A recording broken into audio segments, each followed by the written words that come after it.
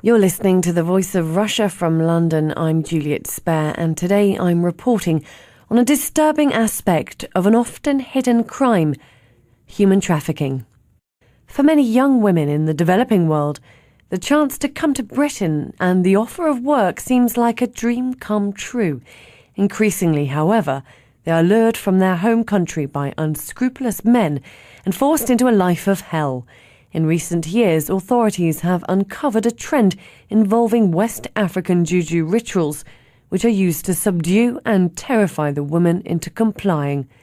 Human trafficking is hard to quantify, especially when children and young women are put under a spell and forced into prostitution to pay back a non-existent debt to an African spirit. No one can be sure how many victims there are, but a recent survey of London's local safeguarding children's boards revealed that only 19 out of 43 child victims were referred to the National Referral Mechanism by local authorities in London. This suggests statistics from the Interdepartmental Ministerial Group on Human Trafficking, that there were 946 victims in 2011, isn't accurate. There could be double that amount.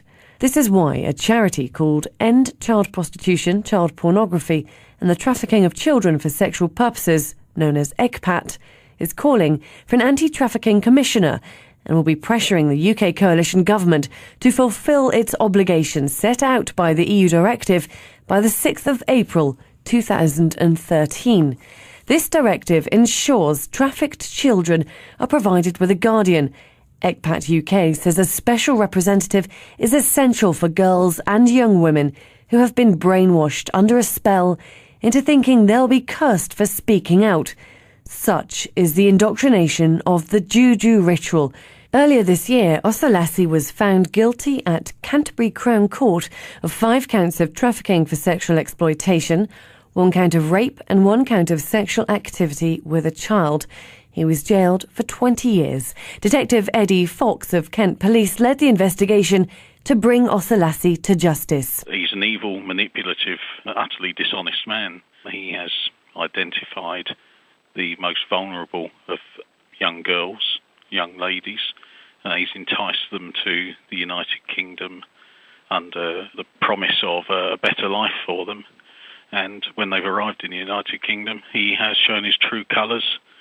He has detained them, raped one, sexually assaulted another, with the intention of trafficking them to the continent to work as prostitutes to pay off what he tells them are massive debts. But the debt didn't exist in the real world. It was imaginary. Osezwa Osalassi had used an African Juju ceremony to brainwash his victims into believing they owed the money to a demigod. The Juju he used was just a total corruption of what is a perfectly legitimate faith. He's used that to control the girls. The difficulty we had was not getting the accounts, but waiting and being patient. And it took time. It took time for the girls to realise that no harm was going to come to them.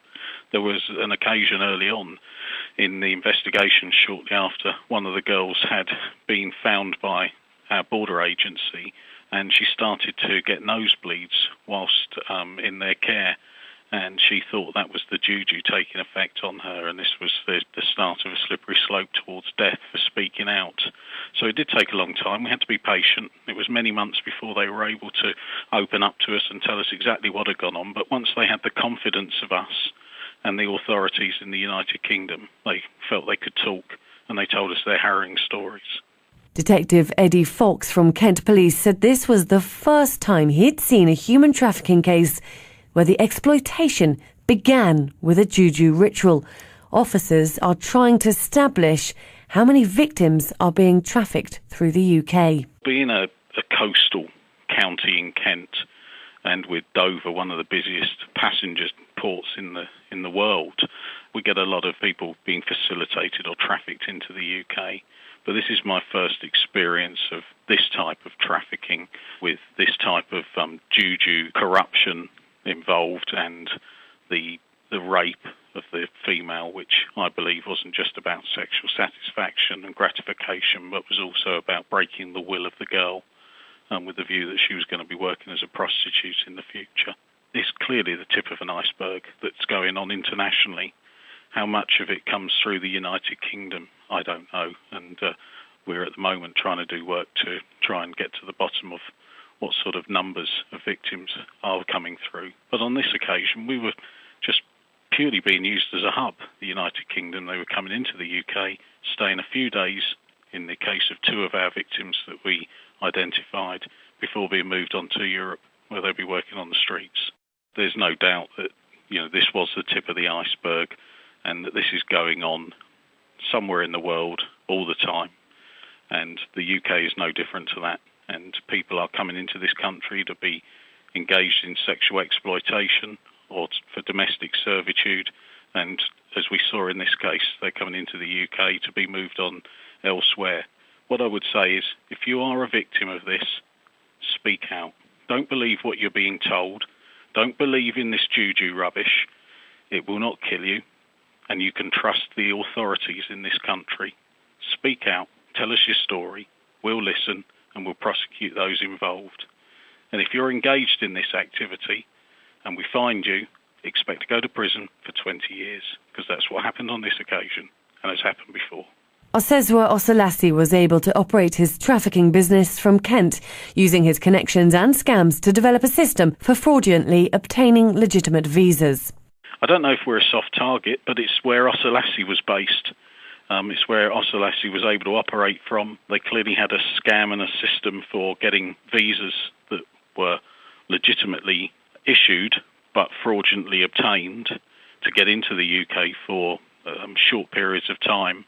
But once here, Oselassie had a network where he was able to get hold of stolen or lost passports, which he altered the details on, and then was able to move the girls freely within the European community using those documents. Oselassie's victims were physically and mentally exploited, forced to work as prostitutes and forced to relinquish any control over their lives because of the power of the Juju. Dr. Hermione Harris is an anthropologist and African Juju ritual expert from the London University School of Oriental and African Studies. There are some basic elements that seem to be present in most of the rituals. One is the gathering of blood, that the traffickers will want to have some of the young women's blood, because blood is considered to be a very powerful substance and contain the sort of essence and spirit of the person. Therefore, if you hold some of their blood, it means that you have control over them. Often they will take hair, both hair from the head and pubic hair. Pubic hair obviously symbolises control over sexuality, and hair of the head, control over the mind and the thoughts. The young women are made to drink a particular potion that's been made powerful through spells and incantations by the indigenous priest. And again, that means that they ingest, they take into their own body the power of control that the trafficker will have over them. And also very often they're cut with razors, and they therefore in court they can show the scars that they have on their bodies. And often the priests will rub a substance into the cuts, and that means that the substance again will be powerful. It will have been made powerful through, as I say, through incantations and spells. So it means that power, that controlling power, will be in the girl's body wherever they are. It's a form of sort of remote control by the trafficker. Another items that they often take are the young women's underwear, which again, obviously it symbolises control over their sexuality. Associated with these rituals, the young women that then take oaths, take a promise that they will always obey what they're told to do, and that they will never speak about what's happened to them. This goes deep into their consciousness, and especially if it's accompanied by very terrifying rituals. And often the priest will be dressed in quite a frightening way, and his face will be whitened with chalk, and for dramatic effect. And so these young women are very frightened by this, and they absolutely believe that if they begin to speak about what's happened to them, that something dreadful will happen to them. Dr. Hermione Harris says there's a danger that the British media will just regard Juju rituals as simple witchcraft, mere superstition, a myth she wants to dispel.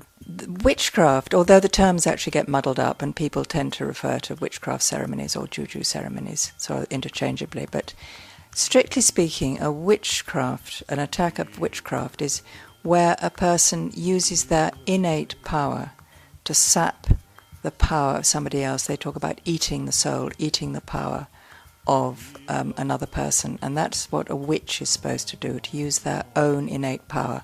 Whereas Juju is a manipulation of objects and words and gestures that have been invested with power through incantation. So there is a subtle difference, although, as I say, in common practice they tend to be lumped together.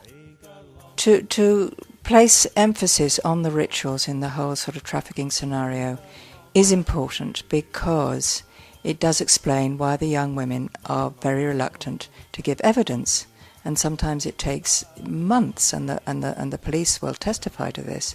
And then when the women when they do finally speak, they're terrified. And if they start feeling a little bit ill or get a cold, they think this is the spell is big, the curse is beginning to work. So it is a real break. It's a real means of control, as I say, sort of remote control.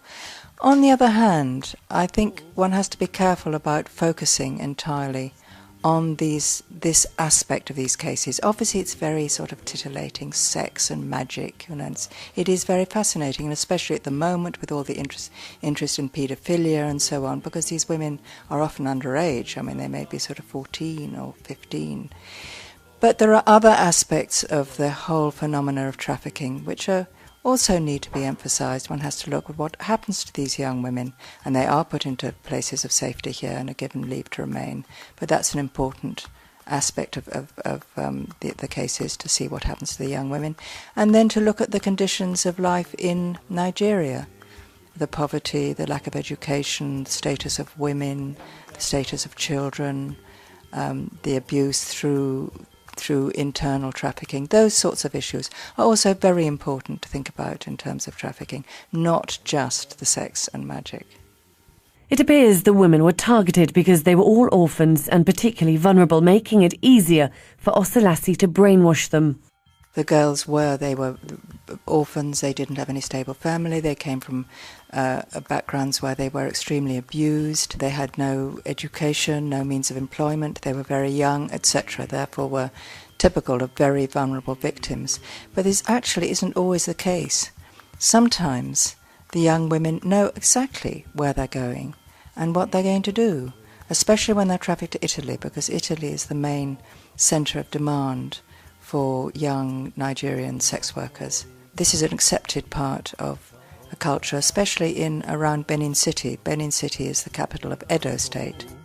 Even though the young women know what they're going into, they still sometimes are put through these rituals. And their traffickers will say, well, these rituals are also to protect you and to help you, but they're also a means of control. Modern-day slavery is organised, sophisticated and profitable. In 2011, there were 2,077 potential victims of human trafficking identified. I asked Dr. Hermione Harris if Britain is a hub for traffickers and victims exploited by Juju rituals from Nigeria.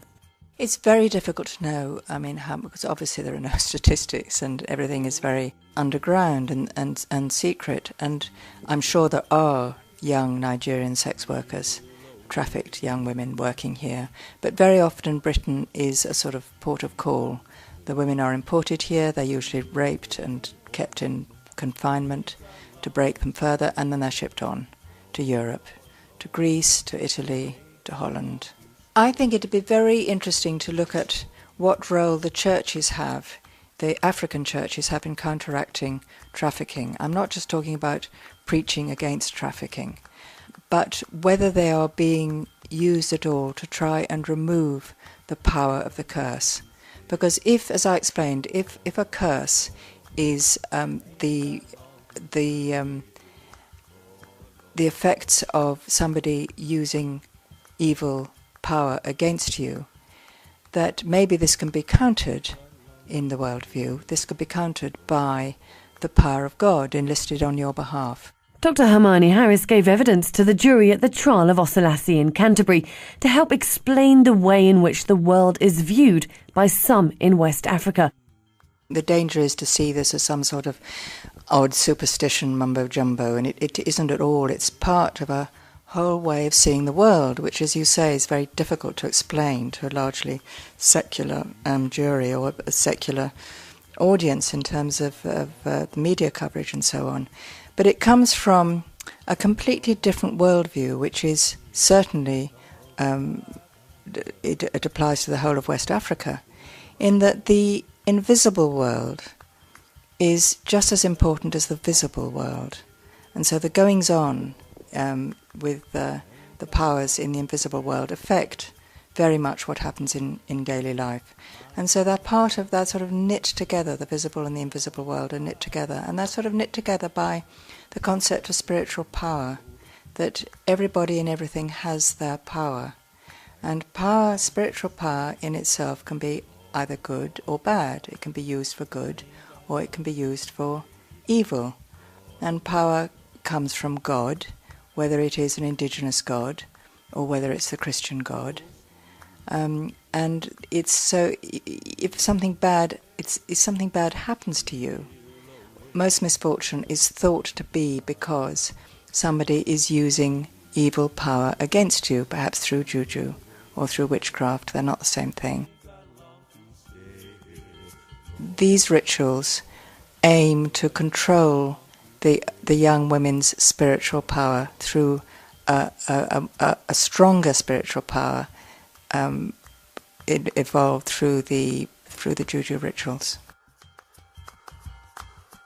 It's very difficult to know when sort of pre-trafficking rituals actually started. Some people feel they begin to evolve in the 80s when this form of trafficking really got underway. Difficult to know. I mean, juju rituals in themselves are ubiquitous part of Nigerian life. So that the ritual, the fact of a juju ritual is nothing strange in itself.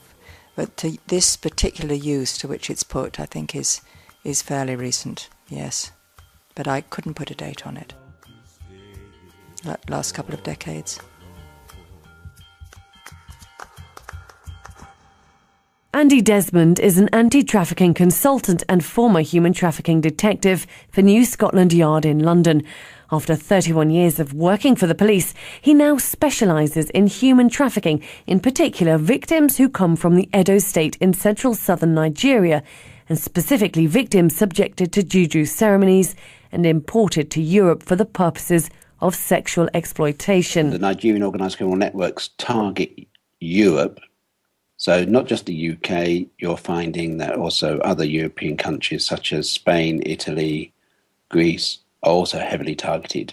And recently the Czech Republic too have now becoming a main target. But here in the UK is mainly as a transfer springboard country, as we call it. They're not actually destined to work here in the UK. The OCNs, the organised criminal networks in Nigeria, recruit the females on the false promises of coming and bringing them to Europe for education, school, work. Plus also some girls are not that naive. They possibly are aware that they are possibly coming to work in prostitution. But the exploitation comes in is during the juju ceremony, where they're not actually appreciating that they're going to be enslaved for a number of years as sex slaves. They have this idea that they're possibly going to come to Europe and maybe work sitting in a clip joint or a bar where they'll be sitting on the knees of like a sugar daddy for a short period of time, where they may have to pay back a debt of maybe £1,000, £3,000 equivalent. Because when they go through the juju ceremony, they swear an oath to say that they're going to pay back the money. But what they understand is that they're possibly going to pay back only about 70,000. In their eyes, that's about 70,000 naira. But once they've actually completed the oath of obedience, it's when they actually owe 70,000 euros. And they're never going to pay that back in a short period of time. And that's where the exploitation and the slavery becomes. UK is a springboard country into the rest of Europe. Females are brought in underage. They're identified as potential victims, possibly travelling on false documents, easily identified false documents. They're then taken into the care of the social services. Now, the victims have already been briefed that this is what's going to happen to them, and that after a period of time in children's homes, they will then abscond. They most probably won't want to. It's against their better nature because they most probably see that people are actually there to help them. But because of the Juju oath, they have to leave, because if they don't, then the spirits are going to hunt them down, enter them whilst they're asleep, give them nightmares, make them mad people, and possibly even kill them. So they have to leave that care of the local authorities, reunite with their traffickers, and then the traffickers are then exporting them into mainland Europe. I know of cases where victims have been given instructions to go to an address. They travel from London by coach, but they were given money to go take a taxi cab to the address. But being young 14, 15-year-old girls, what they decided to do is spend the money on sweets instead of taxi, because they thought, well, it can't be that far, we can walk. Unfortunately, they got lost. And when the deadline arrived and they hadn't got to the house, due to the fear and the brainwashing and the fear that they were under, is that they were actually found on the streets in semi-epileptic fits, frothing at the mouth, because they were so scared that they thought they were going to die, such that they brought themselves into such terror that they brought on an epileptic fit. But to them, they believed that they were being punished by the spirits because they hadn't arrived at the address as per their instructions by their traffickers. That's the power it has over them. When I first met the first victim, after 6 months after we had recovered her, I introduced myself. Her first question to me was, does that mean I am now yours? You own me. Are you going to sell me? It then took the rest of the day just explaining to her that she was not mine to own, that she was not, just because I had rescued her, that she wasn't my property. And then it took several more months of explaining to her that she didn't have to pay me any money. I was not in the pocket of the traffickers. I was not corrupt. I was not going to sell her. She didn't have to do anything in order for me to investigate her matter. This is even before she started talking to us, because the whole idea, her concept of trust had just totally disappeared. Plus, being in Nigeria, knowing what the environment like is there, and the relationship with the law enforcement agencies there, and the corruptness of the society, is that she just didn't trust anybody. Plus, with the hold of the Juju, it's just a matter of painstakingly just patience of steadily taking one step at a time and gaining her trust. She did speak out. After about 18 months, she then started to tell us her account. It must be understood, they didn't take out the contract with the trafficker. The trafficker is not who they fear the most. It's the Juju demigod who they swore the oath to.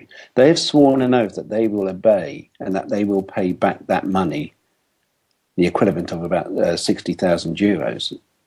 70,000 euros is their debt bondage that they have to pay before they are free from their contract with the spirits. I was talking with victims who were working in Copenhagen. They are free from their traffickers, but they're not free of the Juju contract. They are still paying back the money, even though they have escaped their traffickers, because the spirits are still hunting them down in their belief. So these victims will be suffering from the trauma, the post-traumatic stress symptoms of what they've been put through for many, many years. This is what has to be emphasized. This contract is not with the trafficker. The contract, Juju contract, the traffickers have brainwashed these poor victims into believing that they have to fulfill the contract with the spirits. Dr. Hermione Harris had to explain to the jury that the visible and the invisible world run parallel to one another, and what holds that world together is a spiritual power. Everything has its own energy, and spiritual power is neither good nor bad, but can be used for either. To explain to the jury why it is that these rituals have such a hold over the young women.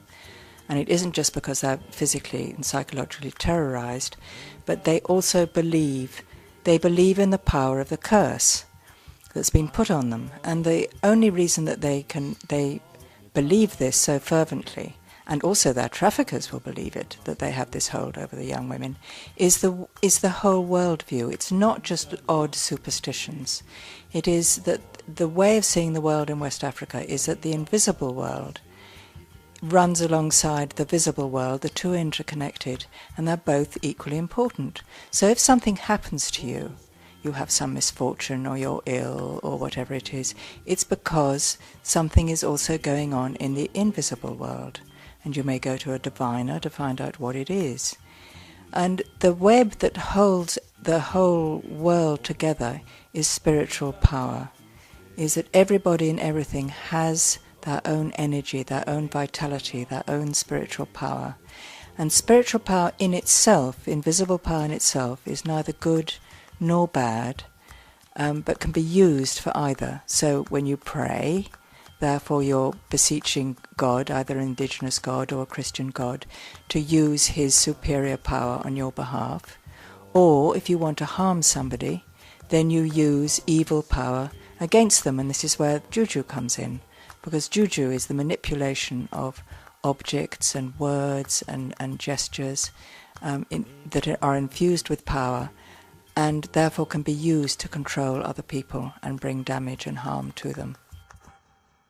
Debbie Beadle is a social worker for ECPAT and worked hard to gain the trust of Osalassi's victims to help them tell their story to the police. They still have this kind of cloud of fear over them, of the Juju, and that never really goes away. So although, they are put through lots of counselling and support networks, but actually I think it takes a long, long time for the impact of that for them to be relieved of it. And what we do here is of them still, for instance, one of the young people I work with, she still will pray in the morning, at lunchtime and the evening, because that's the time of when their trafficker would have been eating, and she believes that's when they would have practiced the Juju. She says, if I pray at those times, then hopefully I can counteract the Juju that's been done on me. So in terms of the impact of this young person, for them going on to have a normal life, it's really, really difficult for them. They're getting pushed around, like I said, they're put into local authority accommodation. Sometimes they're age disputed, so they're not believed about their age. And then they're pushed through different types of accommodation. They have different social workers and don't ever build up that relationship with that one trusted adult. So they don't feel safe enough to disclose. So if they had that one person, like a guardian, who they could talk to and who would be saying, I've got your best interests at heart and I'm going to make some decisions on you, and whether you get pushed from this place to that place, I will still be there for you, They then can build up that relationship and feel a bit safer in that one adult, and then hopefully then, you're going to get a lot more stronger disclosures, a lot more stronger evidence from young people, because they're going to feel a bit safe and secure that they've got someone who's looking out for them. Selling children into slavery is one of the world's most heinous crimes, and it is on the rise. It's hard enough tackling the physical and criminal aspects of human trafficking, but the added complication of unravelling and explaining the dark forces of the Juju spirit world adds a new dimension in dealing with this modern-day form of slavery. I'm Juliet Spare, and you've been listening to The Voice of Russia from London. You're listening to The Voice of Russia from London. I'm Juliet Spare, and today I'm reporting on a disturbing aspect of an often hidden crime, human trafficking. For many young women in the developing world, the chance to come to Britain and the offer of work seems like a dream come true. Increasingly, however, they are lured from their home country by unscrupulous men and forced into a life of hell. In recent years, authorities have uncovered a trend involving West African Juju rituals, which are used to subdue and terrify the women into complying. Isn't accurate. There could be double that amount. This is why a charity called End Child Prostitution, Child Pornography and the Trafficking of Children for Sexual Purposes, known as ECPAT, is calling for an anti-trafficking commissioner and will be pressuring the UK coalition government to fulfil its obligations set out by the EU directive by the 6th of April 2013. This directive ensures trafficked children are provided with a guardian. ECPAT UK says a special representative is essential for girls and young women who have been brainwashed under a spell into to the United Kingdom under the promise of a better life for them. And when they've arrived in the United Kingdom, he has shown his true colours. He has detained them, raped one, sexually assaulted another, with the intention of trafficking them to the continent to work as prostitutes to pay off what he tells them are massive debts. But the debt didn't exist in the real world. It was imaginary. Osezwa Osolasi had used an African Juju ceremony to brainwash his victims into believing they owed the money to a demigod. The Juju, to thinking they'll be cursed for speaking out. Such is the indoctrination of the Juju ritual. Earlier this year, Osolasi was found guilty at Canterbury Crown Court of 5 counts of trafficking for sexual exploitation, 1 count of rape and 1 count of sexual activity with a child. He was jailed for 20 years. Detective Eddie Fox of Kent Police led the investigation to bring Osolasi to justice. He's an evil, manipulative, utterly dishonest man. He has identified the most vulnerable of young girls, young ladies, and he's enticed them. Human trafficking is hard to quantify, especially when children and young women are put under a spell and forced into prostitution to pay back a non-existent debt to an African spirit. No one can be sure how many victims there are, but a recent survey of London's local safeguarding children's boards revealed that only 19 out of 43 child victims were referred to the National Referral Mechanism by local authorities in London. This suggests statistics from the Interdepartmental Ministerial Group on Human Trafficking that there were 946 victims in 2011